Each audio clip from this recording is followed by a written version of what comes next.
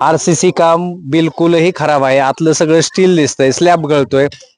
आता सगळं सिमेंट बाहेर निघतंय. हात लावला ह्याला तर हे जी पावडर तयार होते. कसं करायचं ह्यात? लहान लेकरं कशी राहायची?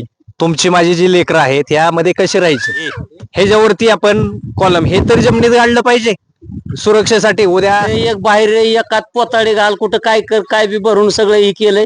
इतकं निकृष्ट काम केलंय हे कधी बी हे पडू शकत. चौकशी लावा ह्याच्यावरती. जे कोण होते, कोणी बिल दिलं, काय केलं, कसं बिल पास झालं, कोण कॉन्ट्रॅक्टर होता, एवढं निकृष्ट दर्जाची कामं करून ह्यात लहान लहान लेकरं. आपण पाहताय देशसत्ता न्यूज रिपोर्टर चॅनल. आज मुंडळे गावातील लोखंडवाडी या गावामध्ये या वस्तीवरती अंगणवाडी शाळा आहे. त्या अंगणवाडी शाळेचं अतिशय निकृष्ट दर्जाचं कामकाज झालेलं आहे.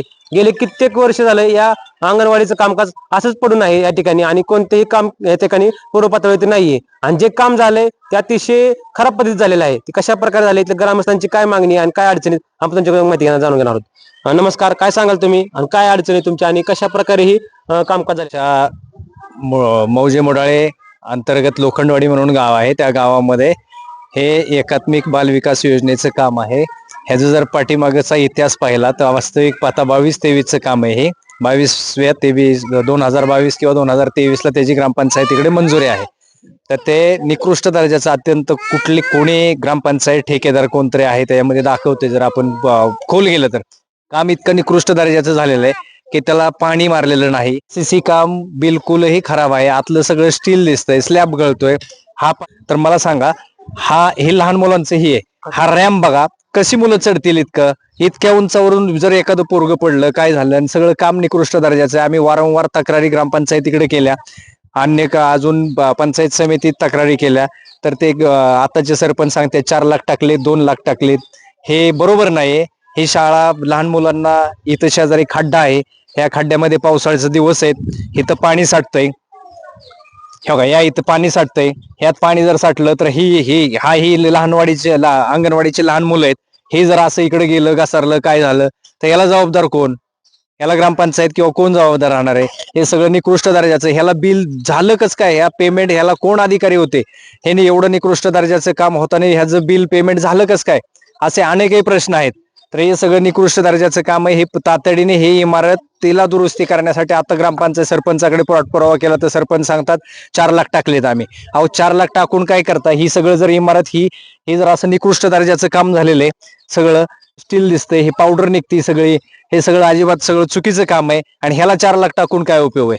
हे एकतर आहे ना, शासनाची परमिशन घेऊन ह्याची चौकशी लावा.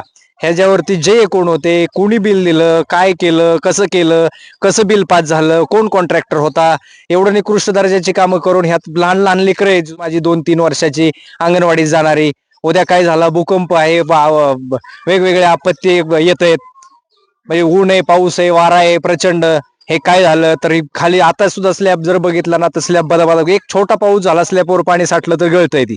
असलं एवढं निकृष्ट दर्जाचं काम आहे. शेजारी मोठा खड्डा आहे, इकडे कोण ग्रामपंचायत लक्ष देत नाही. आपण सरपंचांना किंवा सांगितलं तर ते सांगतात, ते अधिकारी त्यांना विचारतात, ते सांगतात 4 लाख रुपये टाकलेत.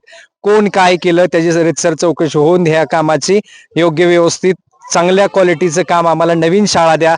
ही शाळा परमिशन घ्या. पाडा निकृष्ट दर्जाचं, ह्याला किती पैसे टाकले तरी हे आरसीसी काम सगळं हे झालेलं आहे, निकृष्ट दर्जाचं आहे. वीट काम सगळं निकृष्ट दर्जाचं आहे. ह्याला पाणी मारलेलं नाही, याला व्यवस्थित सिमेंट घेतलेलं नाही.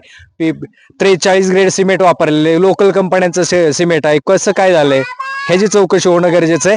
आताच्या बॉडीनी चौकशी करून काय असेल ते आताच्या प्रशासनाला विनंती आहे की कृपया आपण लवकरात लवकर येऊन ह्या लहान लहान लेकरांचा जर जीव वाचवायचा असेल तर ह्या इमारतीला लवकरात लवकर काहीतरी करा, नाहीतर हे अन्यथा लहान लेकरांचा जीव धोक्यात जाण्याची शक्यता आहे.